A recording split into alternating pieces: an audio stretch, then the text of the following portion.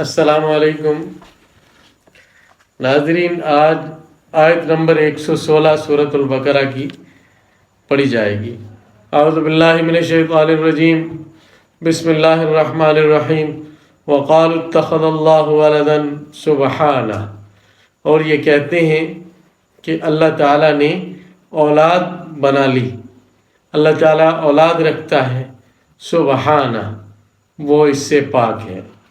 ایک ترجمہ تو یوں کر کے بھی کر سکتے ہیں اور دوسرا ترجمہ کر سکتے ہیں سبحان اللہ، یعنی کسی بہت ہی تعجب خیز بات پر سبحان اللہ کہا جاتا ہے۔ معنی اس کا یہی ہوتا ہے کہ اللہ عیب سے پاک ہے، لیکن وہ اظہار تعجب کے لیے بولا جاتا ہے۔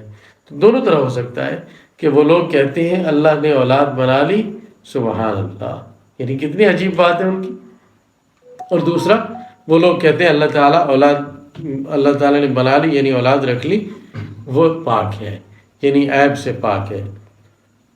کس طرح اللہ تعالیٰ اولاد سے پاک ہے؟ کیونکہ اللہ تعالیٰ کے لیے اگر اولاد مانی جائے تو دو حال سے خالی نہیں، وہ اولاد یا تو اللہ تعالیٰ کی ہم جنس ہوگی یا خلاف جنس۔ ہم جنس ہونا باطل ہے، اور یہ دعویٰ کس کا تھا کہ اللہ تعالیٰ اولاد رکھتا ہے؟ یہ یہودیوں کا بھی تھا اور عیسائیوں کا بھی تھا۔ بعض یہود حضرت عزیر علیہ السلام کو اللہ تعالیٰ کا بیٹا مانتے تھے، اور عیسائی حضرت مسیح علیہ السلام کو اللہ کا بیٹا کہتے ہیں، اور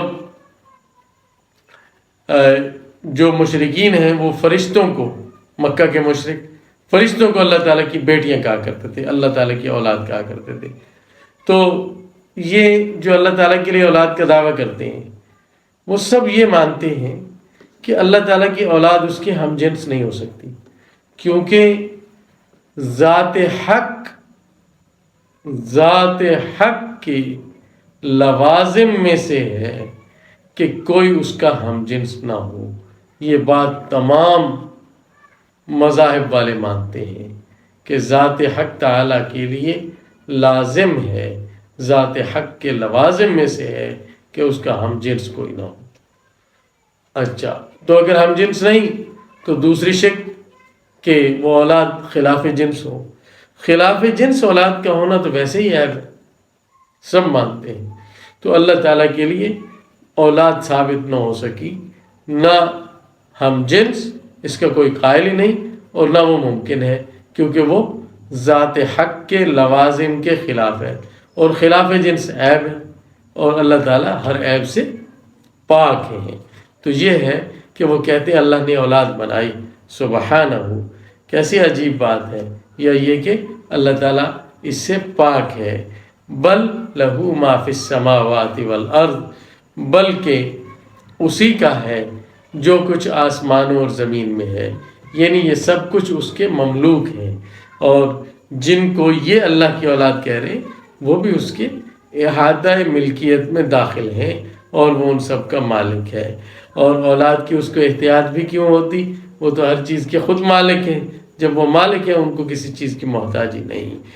کل لہ قانتون، سب کے سب اس کے سامنے عاجزی کرنے والے ہیں۔ جن کو تم وہ خدا کی اولاد کہتے ہو اور اس طرح خدائی میں اختیارات میں ان کو شریک کرتے ہو، وہ تو اس کے عاجز بندے ہیں۔ حضرت عیسیٰ علیہ السلام ہوں، سیدنا عزیر علیہ السلام ہوں، فرشتے ہوں، سب کے سب اللہ کے سامنے دست بستہ کھڑے اور عاجز ہیں اور ڈرے ہوئے ہیں۔ بدیع، اس سے ہیبت زدہ ہے۔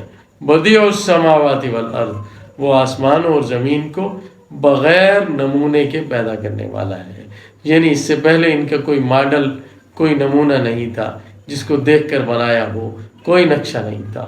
بدیع یعنی وہ موجد ہے، اس نے خود بنایا آسمان و زمین کو بغیر کسی نقشے نمونے کے۔ وَإِذَا قَضَىٰ أَمْرًا، اور جب وہ کسی کام کا فیصلہ کر لیتا ہے، فَإِنَّمَا يَقُولُ لَهُ كُن فَيَكُونُ، تو وہ اس کو کہتا ہے ہو جا، تو وہ کام ہو جاتا ہے۔ تو ایسی بلند ذات کو اولاد کی کیا ضرورت؟ اور دوسرا، جن کو تم اولاد مانتے ہو ان میں کسی میں یہ صفات نہیں پائی جاتی، نہ وہ آسمان و زمین کی ہر چیز کا مالک، نہ وہ ایسا کہ کسی کے سامنے عاجزی نہ کرے، وہ تو اللہ کے سامنے عاجزی کرتے ہیں، نہ انہوں نے آسمان و زمین کو پیدا کیا اور نہ وہ کن کہہ کر کچھ کر سکتے ہیں، یعنی یہ سب تمہیں بھی تسلیم ہے۔ جب تسلیم ہے تو پھر اللہ تعالیٰ کی اولاد کا دعویٰ کیوں کرتے ہو؟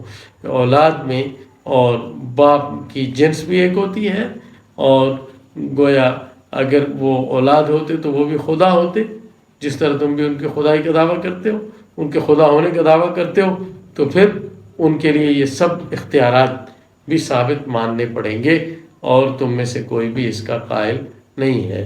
اس لیے کہا جاتا سبحان اللہ، اللہ تعالیٰ ہر عیب سے پاک ہے۔